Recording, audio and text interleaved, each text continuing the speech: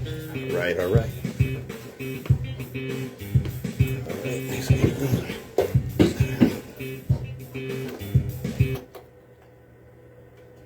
What the hell?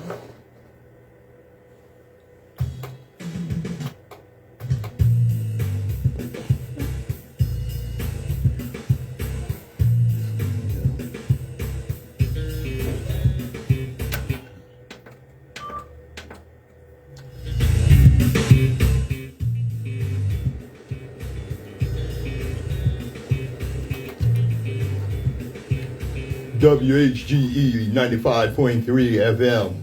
Coming up, Sunday edition of The Open Eye. All right.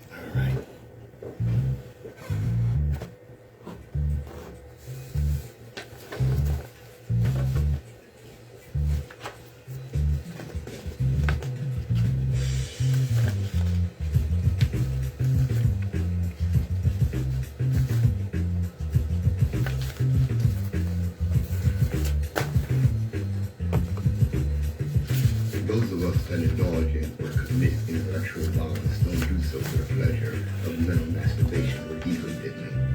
We do so because the chains of oppression on people's minds are deep and difficult to remove. Rich, bye. See you, bro. Good morning, my children of the sun. Welcome to The Open Eye on WHGE 95.3 FM. I'm Patrice Gibbs, your third eye optometrist and host of The Open Eye. That's right. We got a special Sunday edition because I didn't make it yesterday. I had family obligations. I had to attend the memorial for my Uncle Oscar. May he rest in peace, rest in power. Strength and resilience, and much love to Aunt Joyce. They were together for 65 years. That's right. All right. Let's get it on. Let's get it moving. I'm going to start. Let get this disclaimer out the way. All right.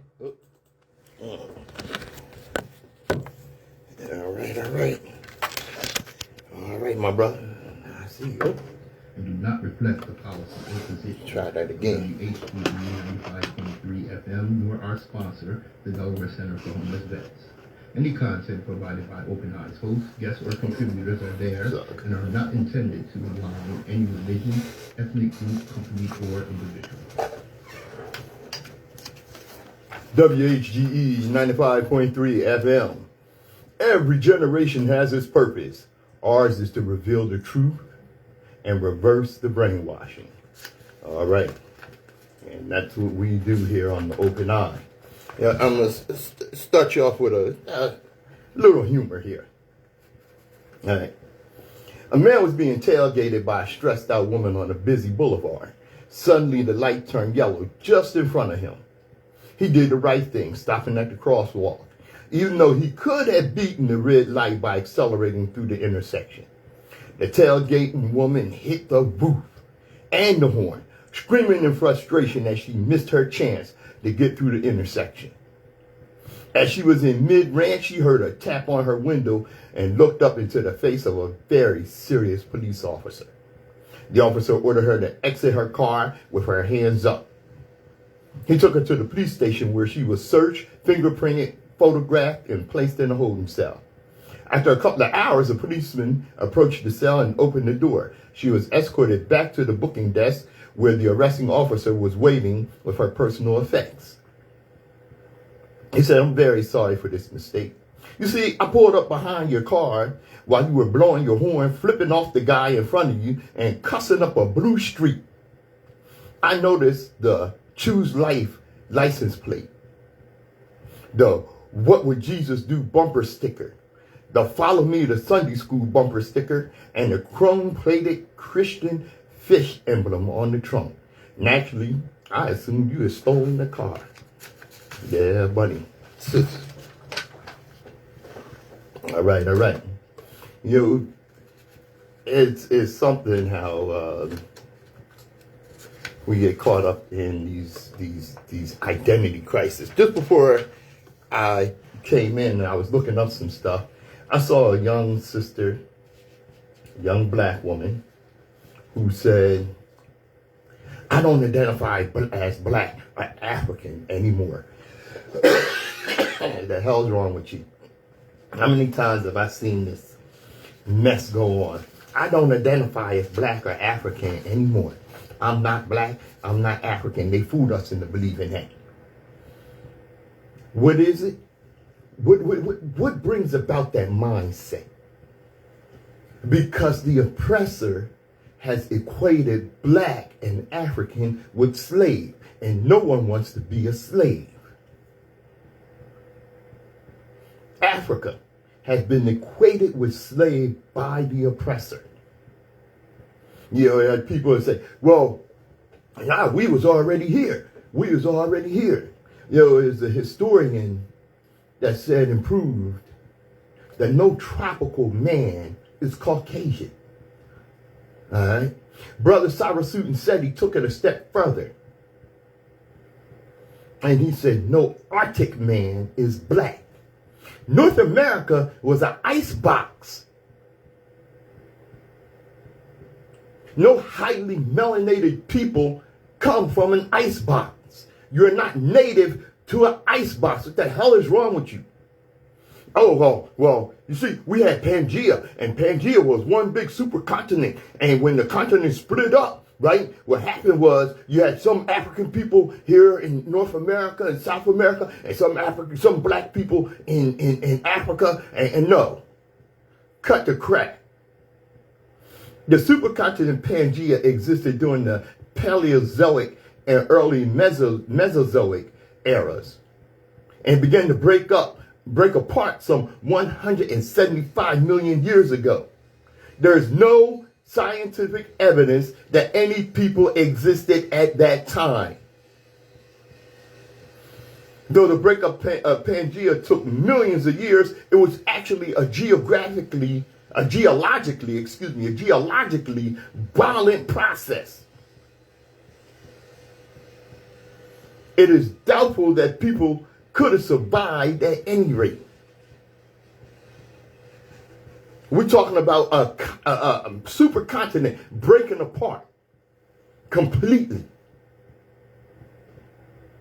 Yeah, one little earthquake, it kills 100,000 people. Can you imagine a supercontinent breaking apart? I agree that Africa is not a nationality. Because, you know, there are many nations, tribes, and families. Of course, the family is the progenitor of the nation in Africa. Thus, the nations and tribes stem from one common family, which through migration became many nations. The pseudoscientists of Egyptology have for years been trying to find a primitive state of Egypt. And I say the pseudoscientists of Egyptology because Egyptology is not a science. Egyptology is an information control mechanism. And what it is, it's an information control mechanism actually funded by European academia and the Vatican to convince the world that Egypt, Kemet, was not black. All right. Big up, brother Vic, Nsoromma. All right. They can't find when Egypt came, the primitive state of Egypt. They cannot find it because Egypt came into existence in the full bloom of its technological adulthood. It had no primitive state. The founders of Kemet, who broke away from their parent, were already skilled in the management of nation. Egypt is Ethiopia's oldest daughter, not the Ethiopia we know today. They did not stop there. According to the great historian, anthropologist, archaeologist, and author of Wonderful Ethiopians of the Ancient Kushite Empire, Drusilla Dungy Houston, the African people colonized, civilized, and populated the world. But they started in Kush, in Nubia.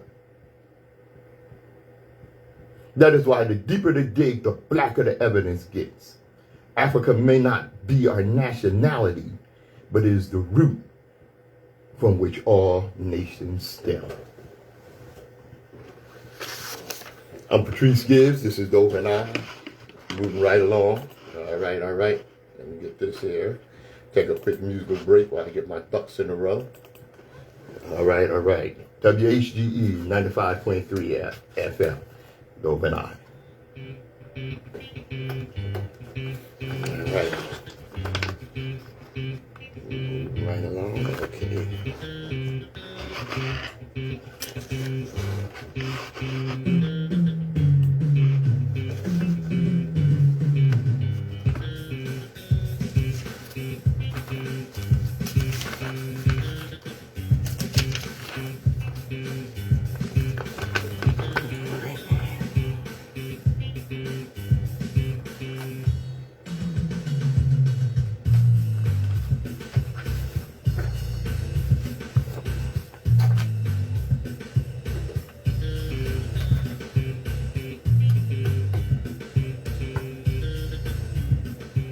WHGE 95.3 FM, the Open Eye.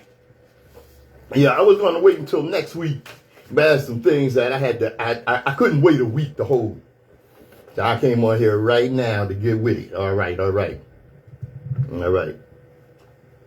In 1959, police were called to a segregated library when a black 9-year-old boy trying to check out books refused to leave. They called the cops on him in 1959. Ronald McNair, he would have turned 73 this month in October. All right. Ronald McNair was 9 years old when a South Carolina librarian told him he could not check out books from a segregated library in 1959. Refusing to leave, a determined McNair sat on the counter while the librarian called the police, as well as McNair's mother. The police arrived, told the librarian to let the young boy have his books, and McNair walked out alongside his mother and brother. Robert McNair went on to earn his PhD in physics at MIT and became one of the first African Americans selected as an astronaut by NASA, aliside Goulden S. Bluford Jr. and Frederick Gregory. McNair's first space flight was the STS-41B mission. Aboard the Challenger shuttle, he successfully maneuvered the robotic arm, which allowed astronaut Bruce McCandless to perform the first spacewalk without being tethered to the spacecraft. The second space flight for McNair, unfortunately, would be his last. He, along with 6 other NASA astronauts, were aboard the Space Shuttle Challenger when it exploded 73 seconds after takeoff in 1986. Everyone on board the shuttle was lost. Today, the library in South Carolina where McNair was refused books is named after the heroic boy determined to make a difference. Robert McNair, one of the first black astronauts. All right. Moving right along. Yaga. 400 years later, and black people still think white people are going to have a change of heart. It ain't happening, Captain. You know, Stokely Carmichael told us, correctly so, You cannot appeal to a person's morality. They ain't got no goddamn morals. Yeah. Yeah. Case in point. Beverly Hills cops are so racist, they racially profiled 2 on-duty LAPD officers. A recent lawsuit against the Beverly Hills police force indicates that the cops there are allegedly so racist that they're even racially profiling other on-duty officers from nearby cities. 2 on-duty LA police officers were allegedly racially profiled while in the city. One officer was actually in uniform when it happened. One of the officers claimed he had a gun pulled on him during the traffic stops. Both were stopped for traffic violations. The now class action suit accuses the city of Beverly Hills and its police of racially profiling black people on or about the city's famous Rodeo Drive. The plaintiffs are represented by attorneys Bradley Gage, Benjamin Crump. Crump represented the family of George Floyd. The suit was originally brought by Jasmine Williams, 30, and Khalil White, 24. Both were arrested by Beverly Hills police in 2020 for riding a scooter on a sidewalk. We were enjoying ourselves on vacation, Khalil said in 2021. The arrest was traumatizing.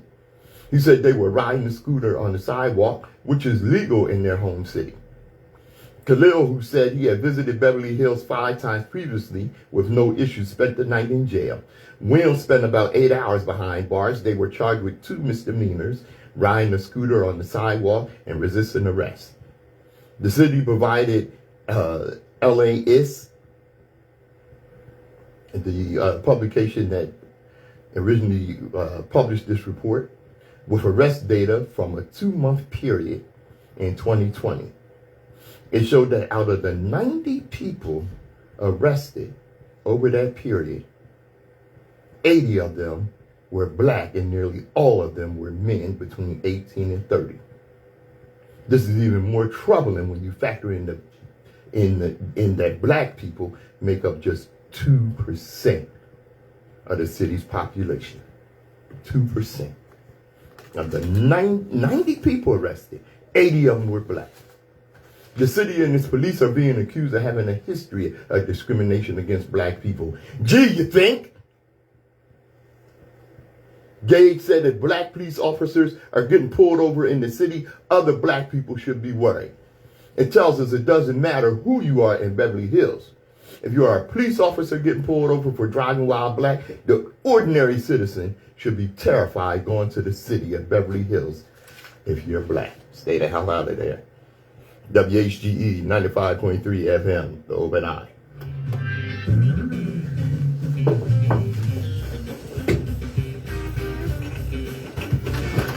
And I thought so was, hey, nah. I didn't make it yesterday, so I came in today.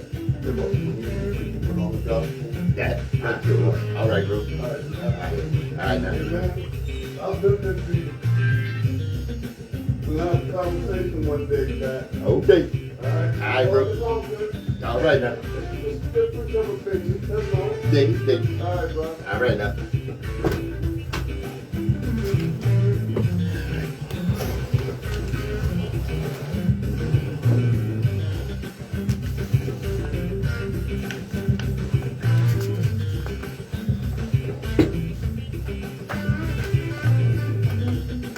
WHGE 95.3 FM, the Open Eye.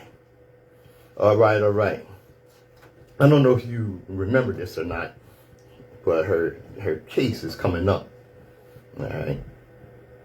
A woman accused of shooting, killing a man at the Clayton County hit and run goes to trial. But the trial has been postponed. Okay, the woman accused of shooting and killing a man after hit and run wreck is expected to go to trial tomorrow, Monday.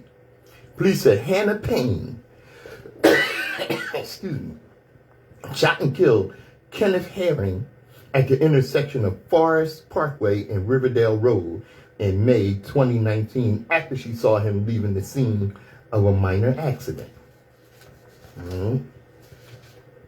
Prosecutor said Payne may have been having a medical episode. Herring may have been having a medical episode at the time of the crash. In a previous court appearance, prosecutors said Payne ignored the instructions of 911 dispatchers who told her to stay at the scene of the initial hit and run and not engage the other driver. In the background, you can hear Hannah Payne saying, "Get out the car, get out the car." Who deputized this hussy? After the shooting, a witness recorded a video that appears to show Payne changing her clothes before the police arrived.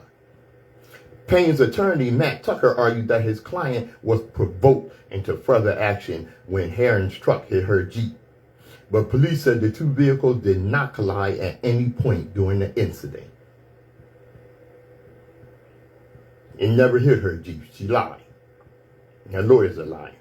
Tucker also said his client claims self-defense in the shooting, saying Herring bruised her and ripped her shirt. That's a lie. Matter of fact, that's a goddamn lie.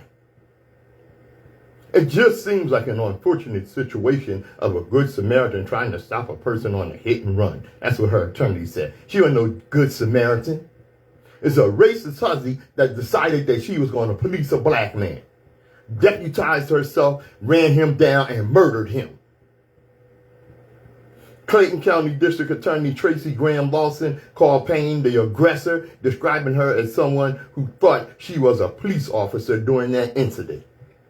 And like I said, she deputized herself. You could hear Payne on the recording saying, "Get out the car, get out the car." She sounded like a cop on a TV show.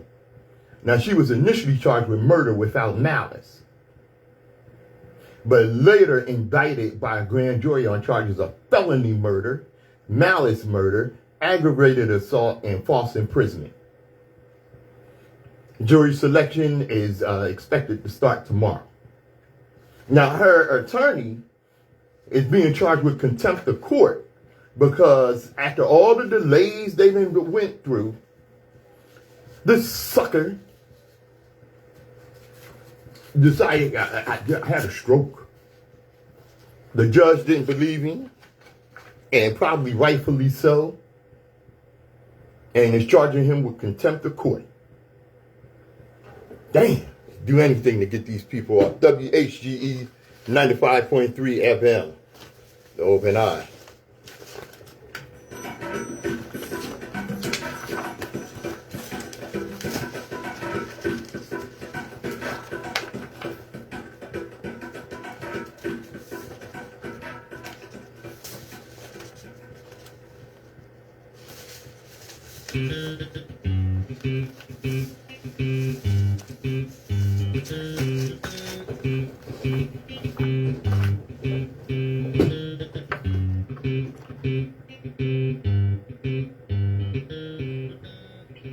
Still in the news is the terrorist colonialist colonizer attack on Gaza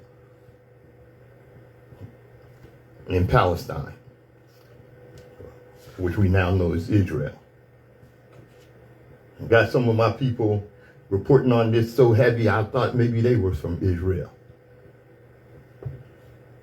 Don't give me that mess about we're actually the Hebrews. Yeah, the original Hebrews may be black. They migrated out of what they call the Middle East, which is nothing but really East Africa. And we hear it going on and on. All the news is about, what's going on there. The UN passed a resolution calling for a ceasefire. They passed that resolution Friday night. And had people ask, what does this mean? It sounds like good news that they passed a resolution condemning Israel's constant attack on the Palestinians. So they passed a resolution calling for a ceasefire. Well, guess what? You know what? That don't mean a damn thing. Because I'm pretty sure that Israel is going to tell the UN to go to hell. Unless the UN has the power to enforce this resolution, it doesn't mean a damn thing. And as the news, the story dominates the news, there are other stories in the world where people are suffering much worse than even the Palestinians. Don't get it mixed. I don't like to see anyone killed and oppressed, especially by a colonizer who were themselves oppressed and were facing genocide. It's like, the Israelis forgot what happened to them in Germany, because they're doing the same thing, practicing genocide. And you know what? Here's the thing. Well, I understand what you're saying, but Hamas did attack, and Hamas is a terrorist organization. Colonizers are terrorist countries. Forget about it. When you're a colonizer and you're practicing genocide, slow genocide on a people, and they decide to fight back, you got to step it up. There's an analogy that from a post that's been going around that shows a guy with a stick that keeps poking a hornet nest and just keeps poking at this hornet nest. And then when they finally sting his ass, he runs to the press and to the news. Hey, those hornets are awful. They're dangerous. They stung me. You left out the part about when you were systematically murdering them. Yes, yeah. We're gonna have to get rid of them. So what did you do? You stepped up to genocide. This is what colonizers do. Mm-hmm. Now, like I said, there are other things going on, specifically in Africa, that is getting no attention. Nobody's talking about it. One of the craziest things was to hear a British official complain that one of the worst things about being English or British is that our culture has been adopted by the world as a global norm. Everyone speaks our language, watches our native sports, uses our common law system. His estate wear our suits. This is our culture, not the world's. Well, if your colonizing ass has stayed in Europe and not colonized people and oppressed people and forced people to abandon their own culture, forced people to speak a language that had nothing to do with who they are, stayed your colonizing ass in Europe. Yeah, they're speaking our language. Yeah. And it's something with one of the worst colonizers in Africa has been France. Okay? France has murdered, oppressed. Every time a leader, and I'm going to go into that a little deeper, every time a leader in Africa has tried to do for his own people, the French murdered them, assassinated them. You know what Putin said, Putin of Russia? He said, you know what? I don't even need to wage war on France. All we need to do is liberate French-speaking black Africa, and France will collapse on its own rotten like fruit. Yeah, that's word. Because without the resources of Africa, France is a third world country. You ever been there? Yeah. It's in Europe, in case you didn't know. And it's dirty as hell. Oh yeah, I'm going to Paris. Yeah, I'm going to Paris. Wear a mask. Get vaccinated. Protect yourself before you go over there. You know, Africa is 1,000 times richer than Europe in terms of subsoil, but 1,000 times poorer in terms of development. That's not by happenstance. That is not the incompetence of the African. Okay? That is by the force of the colonizer underdeveloping Africa and coming in just to steal its resources. All it would take is for African presidents to create their own currency. Here's another quote from Putin. He said, "I give you my word, Europe will migrate to Africa."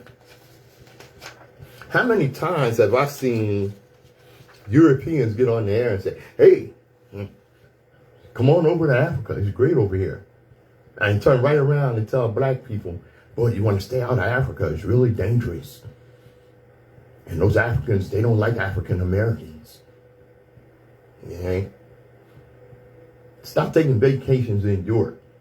Start taking vacations in the motherland. This is a beautiful place. Mm-hmm. When I say things are much worse in other places, specifically in Africa, the Democratic Republic of Congo faces worse hunger catastrophe as mineral extraction enriches the few. The Democratic Republic of the Congo is seeing a dramatic deterioration of infrastructure and displacement of citizens as a result of armed violence, flooding in the world's largest hunger crisis.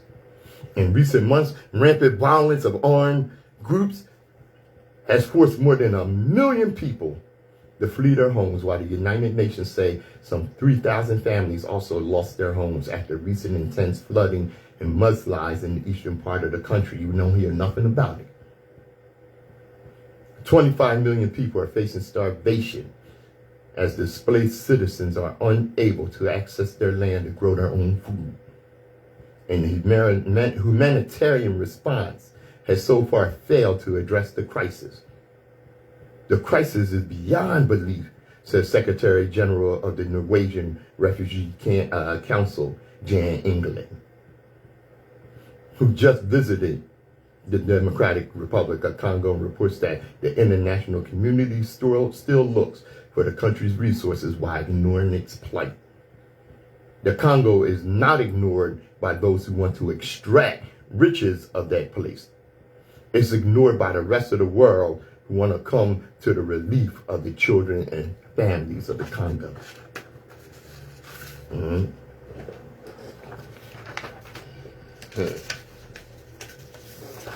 The Congo is ignored. 25 million displaced and starving in the Congo, and it's ignored. The mainstream press is not telling you a damn thing about this. That's why you tune into the Open Eye.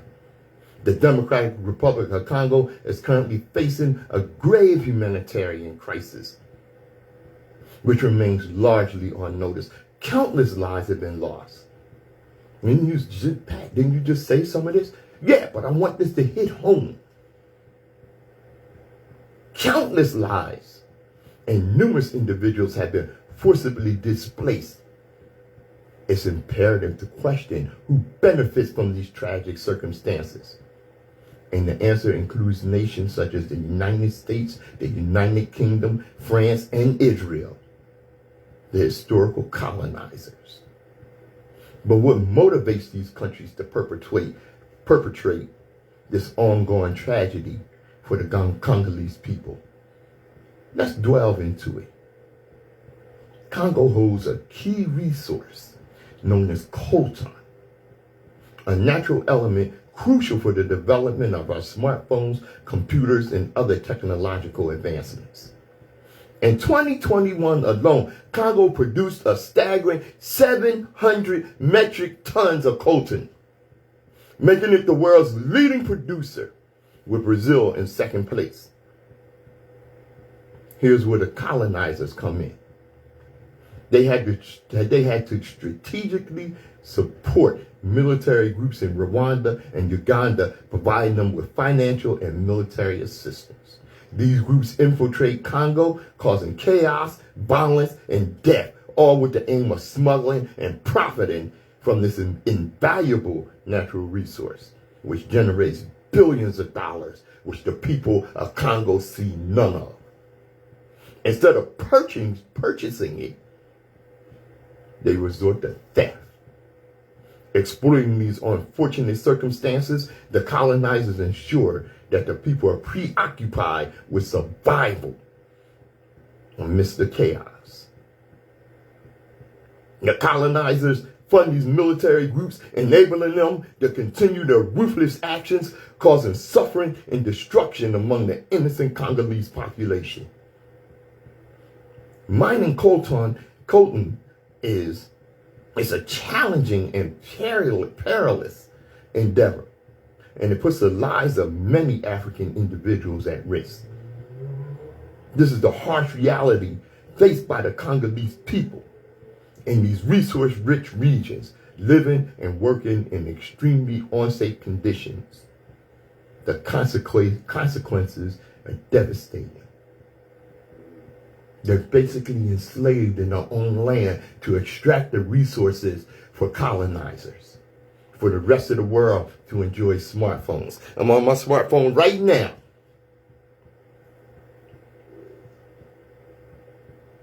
Right now.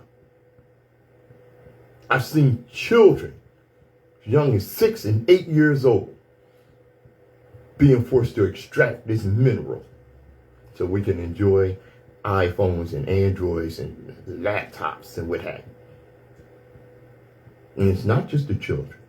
Women are subjected to sexual violence. Millions of people are forced to leave their homes, and over 6 million lives have been tragically lost, with a significant portion being children. Like I said, 6 and 8 year olds. Mining, working in the mines. When looking at this situation on the surface, it may seem like Africans are engaging in violence against one another. However, the truth is that the real culprits are the colonizing nations, the United States, the United Kingdom, France, and Israel. They fund military groups responsible for the suffering and loss of innocent lives, all the plunder coltan from the Congo. This is an alarming situation, a silent tragedy that goes largely unnoticed. This is Open Eye, Patrice Gibbs.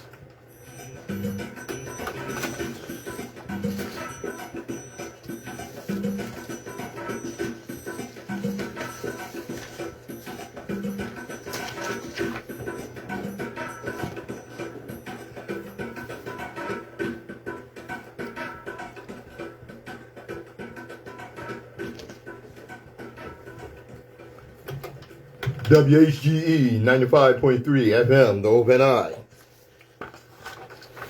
Yeah, I'm not saying a hell of a lot about Palestine and Israel today. I'm talking about Africa.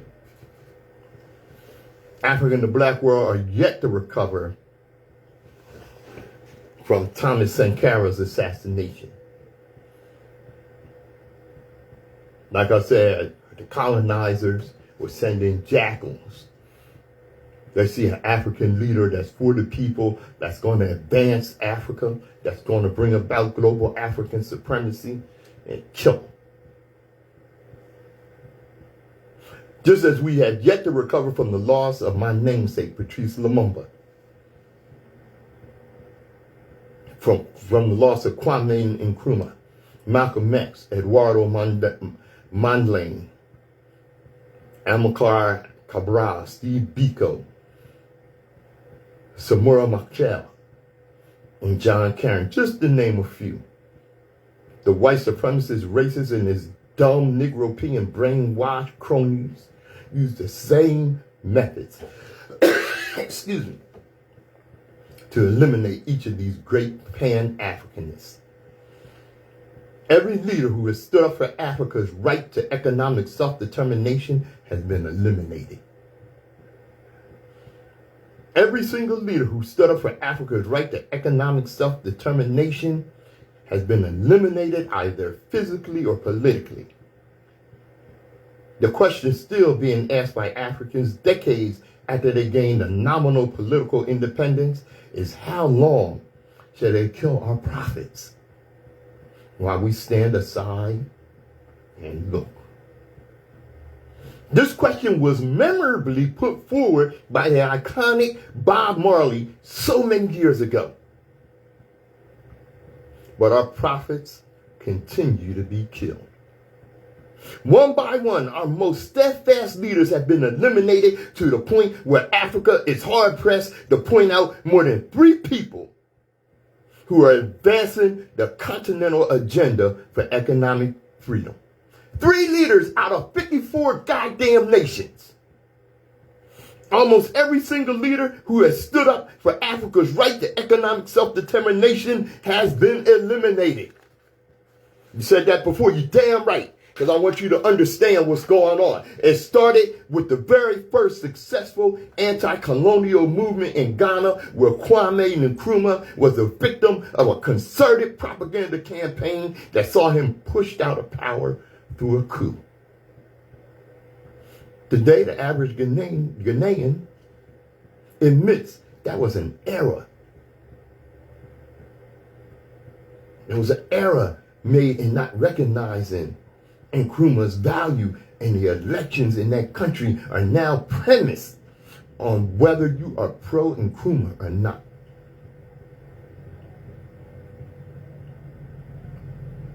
Patrice Lumumba's story is one of the saddest in Africa's quest for economic freedom, and his brutal murder still rankles today. I will not let you forget. Get over it. Hell no.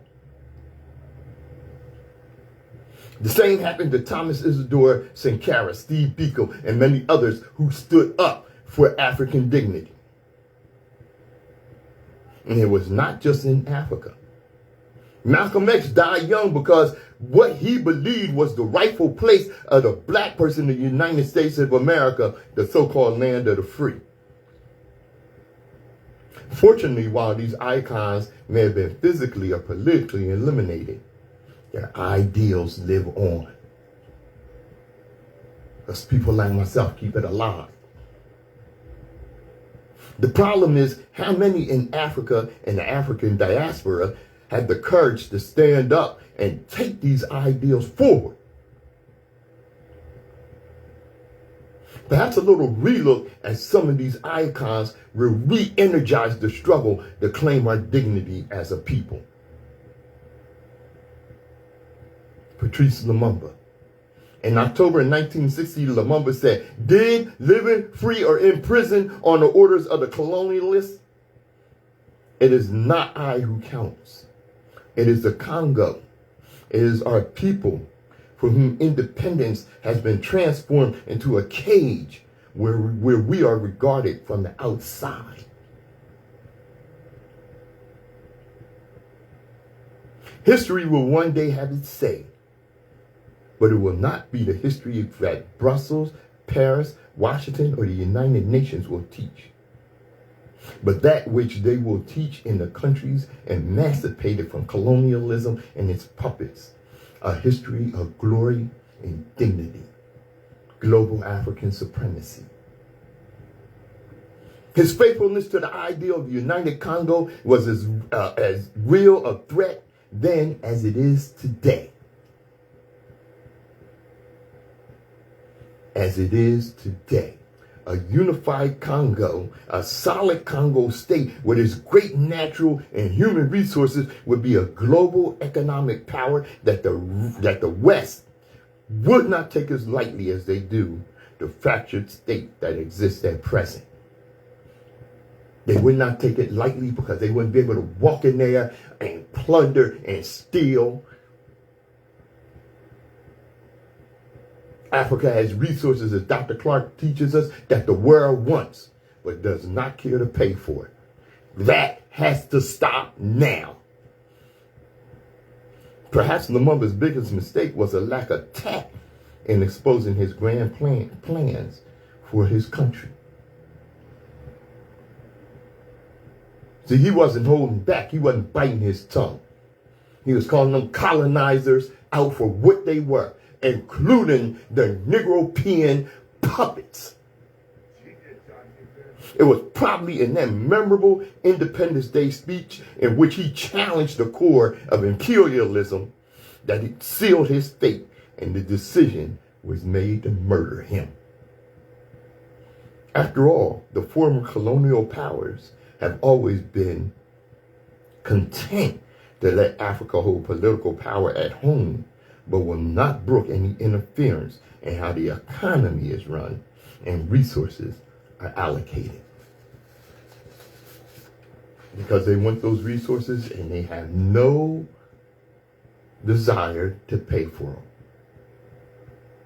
In the meeting held with security advisors in August of 1960, 2 months after Congo achieved its formal independence from Belgium, U.S. President Dwight Eisenhower ordered the CIA to eliminate Lumumba, according to an account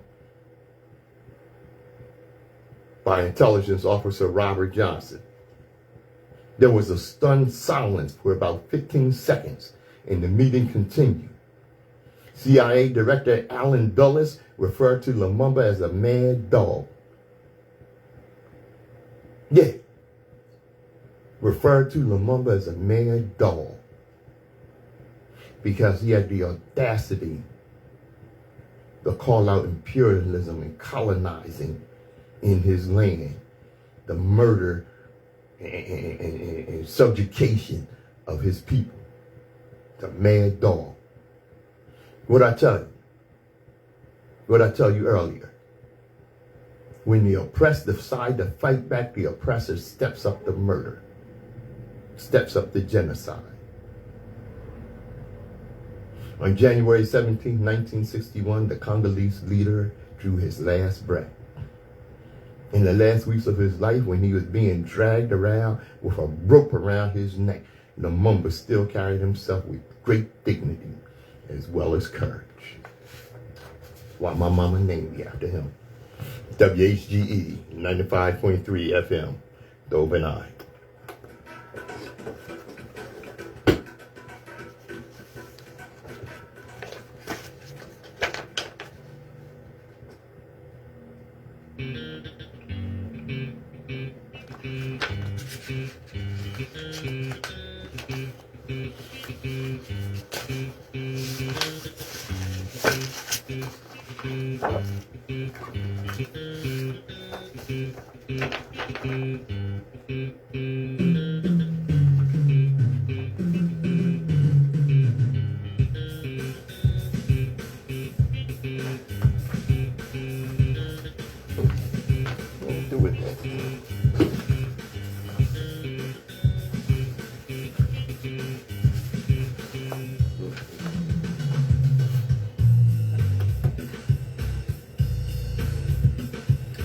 WHGE 95.3 FM, The Open Eye. You know, it's something that it's 2024, we're coming around to election time. Okay? And as usual, you know, the Republicans let us know that they don't like black people. They don't want black people voting for them. They don't give a damn. The Democrats, of course, take us for granted, take black people's votes for granted. And we allow this to go on election year after election year, choosing the lesser of two evils. You know, like I always tell you, you know, the Republicans and the Democrats are nothing but two crime families, one being more evil than the other. Tell you how stupid people are. Now, and check this out.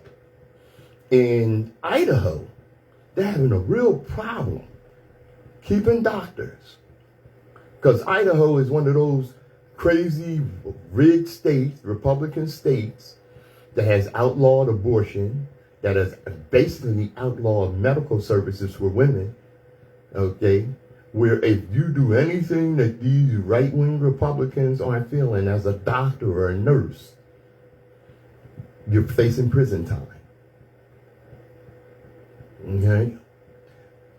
Idaho is heading towards, with these 1950 draconian laws, they are heading to a place where, you got to birth your baby at home in Idaho because there ain't no goddamn doctors. They're getting the hell out of there.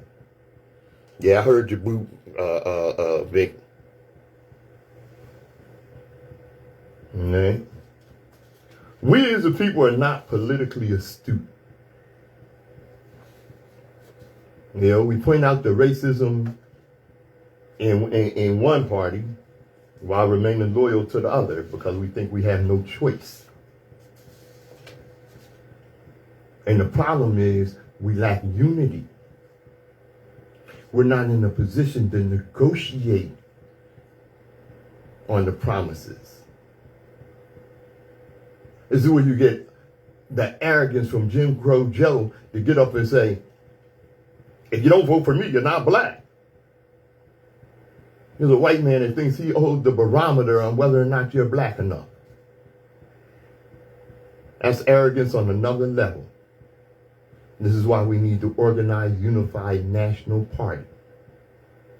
It would be an independent political party. Oh, and because we're in America and you can't discriminate, it would be open to all American citizens. But some of y'all are going to have to sit down and shut up and listen to the leadership. The organized unified party's singular concern will be the plight and welfare and security of the African in America. Every black American of voting age is strongly urged to join the organized unified national party. No matter what your political persuasion is now, whether you're a Democrat, Republican, liberal, conservative, libertarian, no matter how you identify, whether it's Kemetic, Christian, Muslim, Jewish, NOI, Moorish, Hebrew, Aboriginal, sovereign, foundational, conscious, woke or not woke. Woke is F or Negropean, join the organized unified national party. The purpose is to form a voting bloc to ensure our political and economic power. For the naysayers who cry, you can't do that, that's racist. No, it's not. Any registered voter who wants to vote with the OUN in interest of black people is more than welcome. So if you're a white ally, a Hispanic ally, an Asian ally, furthermore, every persuasion in America seeks political power. The organized unified national party is not interested in civil rights, human rights, white rights, Hispanic rights, Asian rights, Native American rights, gay rights, Christian rights, Muslim rights, nor American rights. The organized unified national party's singular exclusive interest is black political and economic power. If you're not with that, go to hell on. WHGE 95.3 FM, the Open Eye.